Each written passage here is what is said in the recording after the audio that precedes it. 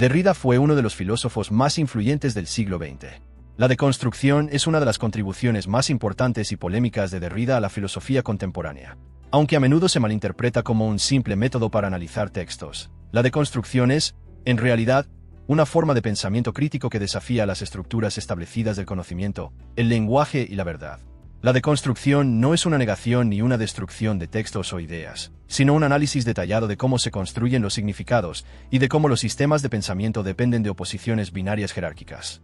Estas oposiciones incluyen pares como presencia, ausencia, habla, escritura, razón, emoción, ser, no ser, hombre, mujer.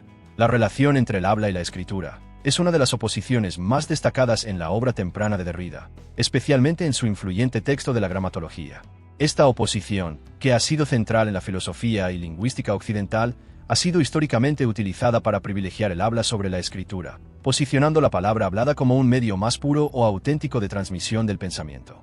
Derrida, sin embargo, desafía esta distinción jerárquica y argumenta que la escritura, lejos de ser simplemente un medio secundario o derivado, juega un papel fundamental en la constitución del lenguaje y el pensamiento.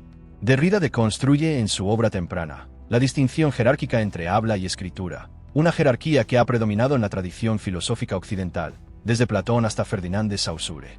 La idea generalizada es que la palabra hablada está más cerca del pensamiento, y por lo tanto, es más pura y auténtica que la escritura, que sería una mera representación secundaria. Derrida argumenta que esta preferencia por el habla se debe a lo que él llama metafísica de la presencia, la creencia de que el significado es más auténtico cuando está directamente vinculado a la conciencia. En este marco, se considera que la voz tiene un vínculo inmediato con el pensamiento. Cuando hablamos, nos oímos pensar en tiempo real, lo que genera la ilusión de una identidad absoluta entre el sujeto y su significado. En contraste, la escritura es vista como un sistema derivado, que aleja el significado de su origen puro. Uno de los ejemplos más claros de esta jerarquización aparece en el curso de Lingüística General de Saussure. En este texto, Saussure afirma que el lenguaje y la escritura son dos sistemas distintos de signos. El segundo existe con el único propósito de representar al primero. Desde su perspectiva, la escritura es solo una transcripción externa del lenguaje oral, lo que significa que cualquier estudio lingüístico puro debe centrarse únicamente en la palabra hablada. Derrida ataca esta posición desde su propio fundamento, la arbitrariedad del signo lingüístico. Según Saussure, la relación entre el significante, la forma de la palabra, y el significado, el concepto que representa, es arbitraria. No hay una conexión natural entre ellos. Sin embargo, al mismo tiempo, Saussure parece asumir que el habla tiene un vínculo natural con el pensamiento, lo que contradice su propia tesis sobre la arbitrariedad del lenguaje. Si el signo es arbitrario, ¿por qué debería haber una diferencia esencial entre el habla y la escritura? ¿Por qué asumir que la voz es más auténtica, si ambas formas del lenguaje son igualmente sistemas de signos convencionales? Derrida demuestra que la preferencia por el habla es un prejuicio filosófico heredado, y no un hecho estructural del lenguaje. En De la gramatología, Derrida va más allá y sostiene que la escritura no es una simple derivación del habla, sino que es una estructura primaria del lenguaje en sí mismo. Aquí introduce el concepto de archiescritura, una idea que desafía la noción tradicional de que el lenguaje comienza con el habla. Para Derrida, el lenguaje es siempre un sistema de diferencias y referencias entre signos, ya sea en forma oral o escrita. Es decir, incluso cuando hablamos, nuestro discurso depende de una red de signos que remiten a otros signos, sin un significado fijo o absoluto. La comunicación, ya sea hablada o escrita, siempre está diferida, diferente, lo que significa que nunca accedemos a un significado puro o inmediato. Con esta inversión de la jerarquía establecida, Derrida no solo refuta la primacía del habla sobre la escritura, sino que también expone cómo las estructuras filosóficas han operado bajo suposiciones que, cuando se analizan de cerca, se desmoronan. En su crítica a pensadores como Platón, Rousseau, Saussure y Lévi-Strauss, Derrida señala que estas figuras filosóficas y lingüísticas han denigrado la escritura, al considerarla como una mera representación del habla. Platón, por ejemplo, en su obra Fedro, sugiere que la escritura es una imitación defectuosa del habla, incapaz de capturar la presencia y la verdad que caracteriza al discurso oral.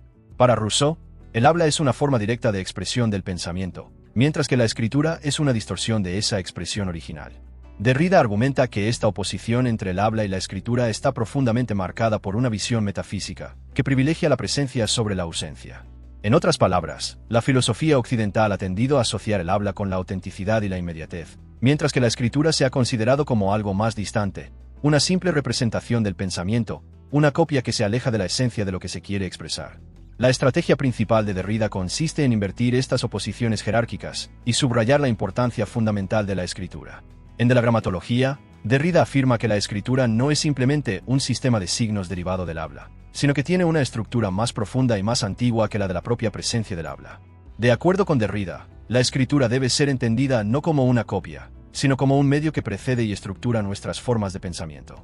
Para Derrida, el acto de escribir implica una distancia que, lejos de ser una debilidad, revela la difusión y desplazamiento del significado. La escritura no es simplemente la representación de algo ya dado, sino que juega un papel activo en la constitución del significado.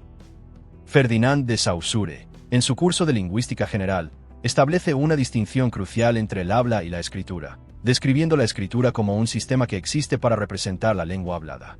Saussure también introduce la famosa noción de la arbitrariedad del signo, según la cual el vínculo entre el significante, la palabra, y el significado, la cosa que representa, es completamente arbitrario.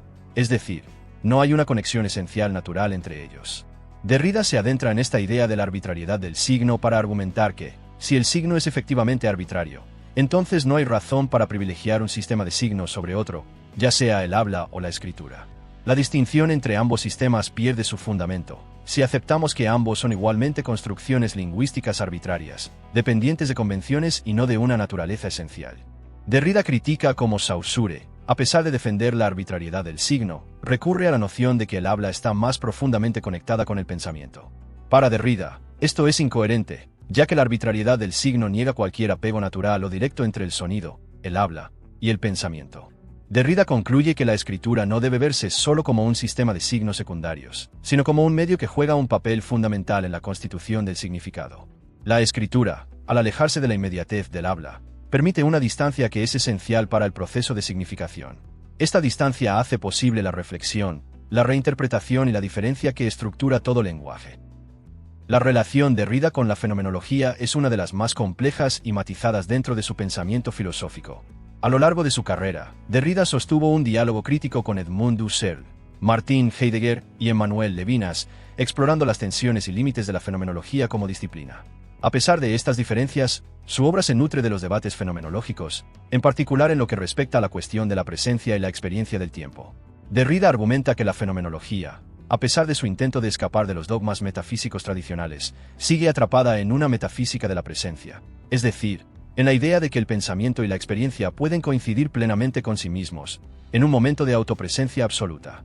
Esta crítica se desarrolla en La voz y el fenómeno, donde Derrida se enfrenta directamente con la teoría del signo en Husserl, y muestra cómo su fenomenología sigue dependiendo de una estructura metafísica que privilegia el ahora y la inmediatez del pensamiento consigo mismo. La fenomenología husserliana se basa en la idea de que la conciencia es intencional, es decir, que siempre se dirige hacia algo. Según Husserl, en la percepción del tiempo, la conciencia retiene los momentos pasados, retención, y anticipa los futuros, protención, pero siempre en función de una hora en el que el sujeto puede captar directamente su experiencia. Husserl sostiene que, en este ahora, el sujeto se encuentra en un estado de presencia consigo mismo, logrando una autopresencia plena. Derrida critica esta idea argumentando que la presencia pura es imposible, ya que todo ahora está inevitablemente contaminado por su relación con el pasado y el futuro.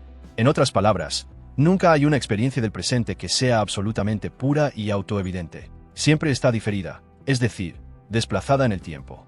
Este concepto de diferencia y aplazamiento es lo que Derrida denomina diference, un término que combina los significados de diferir, como posponer, y diferenciar, como distinción.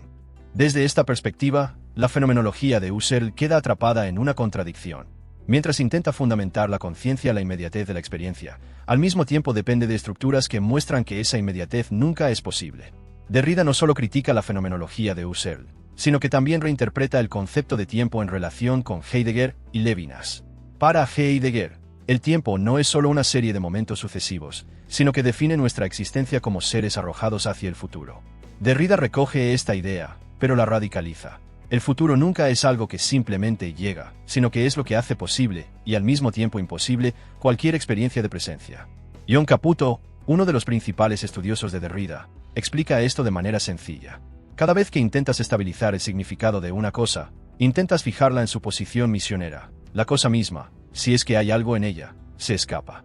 En otras palabras, todo intento de fijar un significado o una presencia se frustra, porque el significado siempre está en movimiento, siempre está por venir. Este porvenir es un concepto clave en Derrida, ya que no se trata simplemente de un futuro que en algún momento será presente, sino de una estructura que desafía la posibilidad misma de la presencia plena. Aquí es donde Derrida introduce la idea de lo mesiánico sin mesianismo. Vivimos en un estado de espera, pero sin una promesa definida. No hay una llegada definitiva, sino una apertura constante hacia lo que está por venir.